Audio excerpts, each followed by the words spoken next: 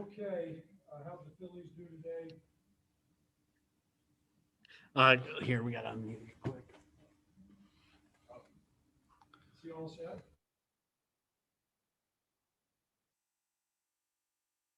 There we go. We're having some technical difficulties. Okay. All right. You know what? We're starting to wind spring down. The guys I think, are really giving great effort. We've been pretty healthy. I think Mario Mora might have broken a finger today, but hopefully he can just tape an aspirin on it and it'll be okay. We're working on the passing game. That was a point of emphasis.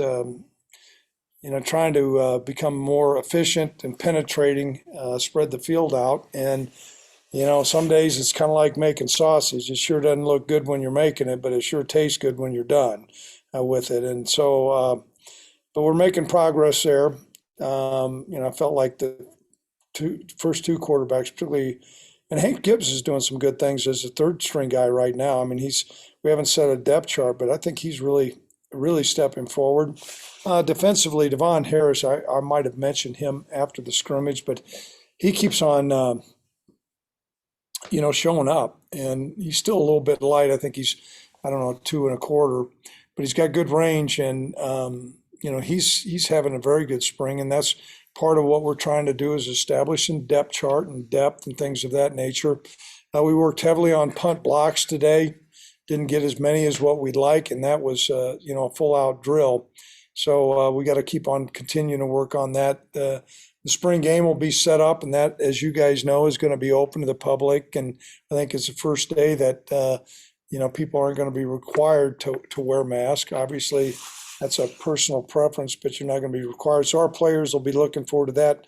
But nonetheless, this scrimmage, typically the scrimmage before the spring game, is really, really important to start to solidify where that depth chart sets.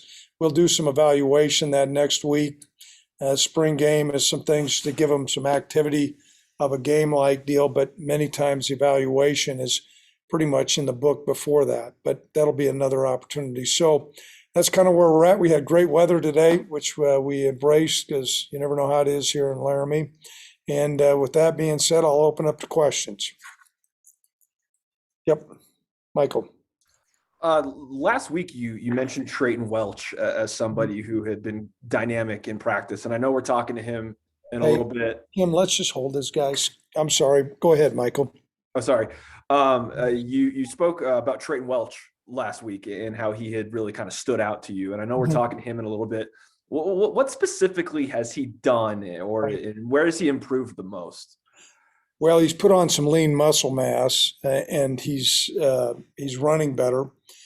He's becoming much more comfortable with the route tree at the tight end position. He's becoming a very capable blocker simply because of his strength and his athleticism. He was a wide receiver in high school, and so somewhat of a transition.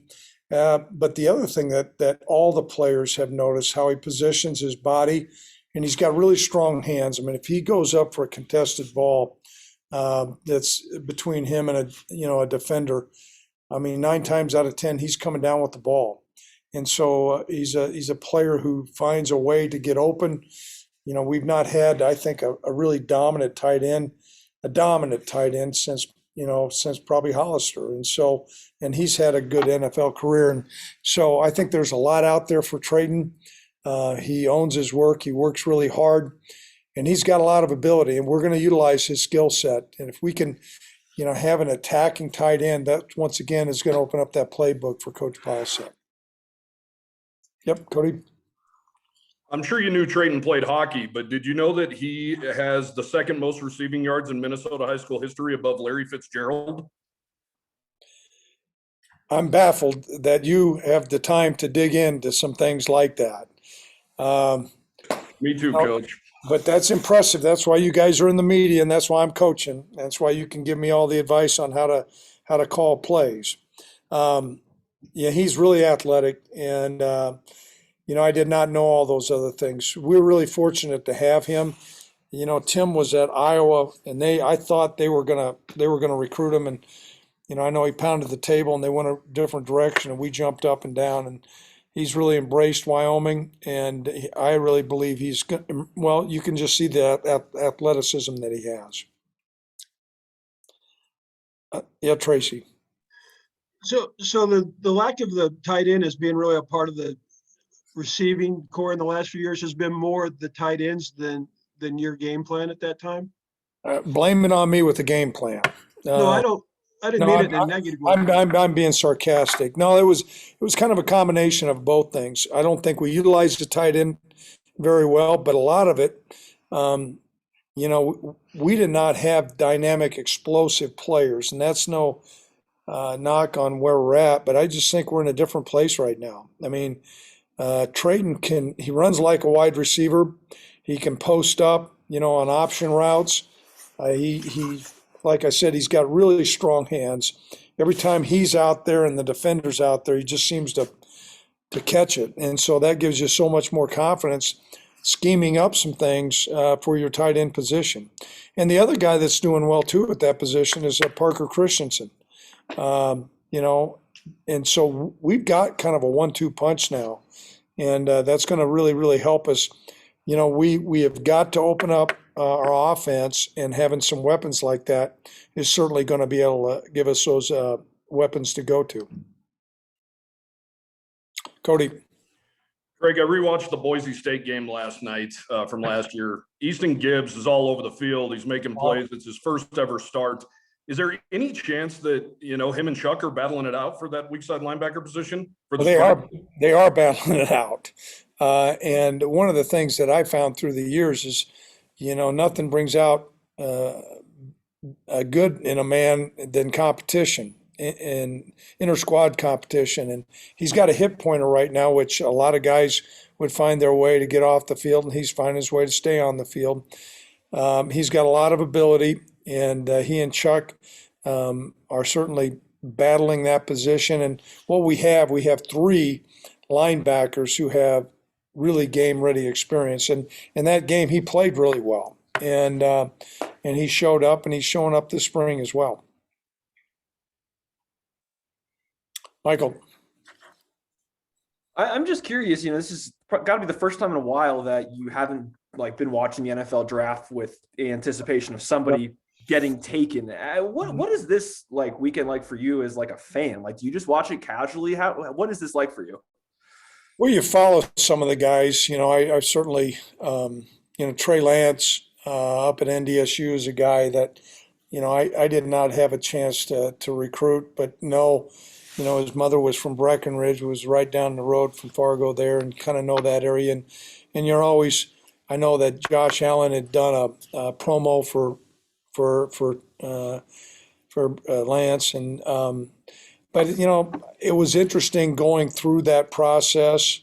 I remember all the teams circling around, everybody's finding the golden goose, the quarterback, and at that time it was Baker Mayfield, Sam Darnold, Josh. I think there was Josh Rosen. I'm trying to think who else was in there. Guy that plays for Baltimore. Yeah. And so they were all circling around, and the NFL really does a phenomenal job with the draft. They've turned that into a major event, and we don't have anybody this year, but I think we will here in the future. Okay, guys, anything else? Nothing else? Always appreciate you being on, and thanks for the coverage. See you. Thanks, Greg. Thanks, Greg. He's muted. Yep. Are you good? Yep. Okay. That Boise State game is obviously the last time we saw you, and you played so well. It sounds like you're having a pretty heated, competition with Chuck Hicks this spring. One, how important was that game for you from a confidence standpoint, and what is it like to be in a battle with a guy who was kind of an established was kind of the written in guy? It has to be pretty exciting on your end. Yeah, I mean, the Boise game was a big factor. I mean, definitely got my confidence up, knowing and kind of proving to myself and I think some other people that I could play at this level. And then just a position battle. I mean, it's definitely an honor to coach look at me in a way to put me there, and just kind of affirms the hard work that I've been putting in, stuff like that, to get to the places that I want to be here. So, does it matter to you, Easton, if you are the starter on opening day? I mean, it does, yeah, because I mean, I put in some hard work to, I mean, at the end of the day, that's everybody's goal, and I want to contribute to the team as much as I can. So, I mean, either way, I mean, I'd love to be the starter on opening day, and either way it rolls, I'm here to contribute for this team as much as I can throughout the year. What was it like for you, Easton, to, you got to sit behind Cash Malawia and Logan Wilson, guys that are playing on Sunday now, plus Chad and Chuck. How great has that been for your learning and your maturation at the linebacker position? Oh, I mean, I wouldn't trade it for anything. My freshman year, before I got hurt, and after when I came back, I went to every game and dressed out, and I really didn't have to focus that much on like game plan or anything like that because I had those guys in front of me. But I really got a chance to step back and take a look at what it took to prep for a game, or how they even just traveled, or how they carried themselves throughout a hotel, or just being on meetings on time and stuff like that. Following them was definitely a help for me for when I got my chance to go, and I definitely wouldn't trade that for anything.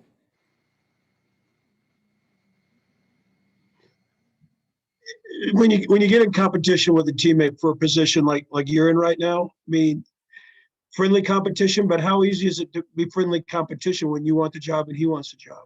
I mean, between us two, I think there's a very mutual respect. Then we both know we can play, and we've been friends for a long time. We come from the same area, around the same area back at home too. So I mean, definitely mutual respect. Not saying it's just all. We know it's a position battle, and there is some weird tension at times. But at the end of the day, it's like we're all on the same team, and we're all trying to just get better and help each other. So there's not really any bad tension, I'd say, at all. Easton, what was that transition like? I know you played defensive back, safety in high school, and quarterback.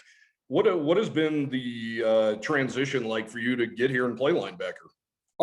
I'd say, I mean, definitely took some adjusting, but the biggest thing for me was to put on so much weight. I mean, I finished last year playing at around 207, 205 the last couple of games, and this off season for me that was a big focal point. I think all the coaches wanted me to put on weight as well. So now I'm sitting around 225 and just running around spring ball, taking on lineman stuff definitely feels a whole lot better than it did last year. So I think that was probably the biggest thing transition wise for me coming here. And then obviously just learning the scheme. The linebacker's kind of in the middle, got to be more vocal. So I kind of had to turn into a more vocal guy in that aspect. So I've never been blessed with the problem of having to gain weight. How are you doing that? Honestly, just we have a great the strength staff, obviously the workouts and stuff like that, and then they've been making us actually protein shakes and stuff like based on how much weight we need to gain and stuff like that. So those, I'd say that's probably the biggest thing that's helped me put on weight, just because I was really struggling when I first got here. I could not put on any weight and just kept dropping weight. So those shakes definitely, I think I couldn't think of anything else that have pushed me over like that. So it's been good. Easton, I got to ask, we learned about Chad Muma's hidden talent of playing the piano. Have you ever seen him play? Like, did you know that this was a thing? No, because he's kind of a shy guy going around. I mean, he talks quite a bit, but he's a shy guy. And when I saw that, I was kind of confused because he's never mentioned it or anything like that. Kind of just popped up out of the blue. I'm like, I didn't know Chad had that side to him. He's normally kind of to himself, a little quiet guy, but yeah, no, it's definitely cool to see him out of his element a little bit, playing the piano and singing a little bit. Right, we got any more questions, guys? All right, thank you. Thanks, Easton. Yes.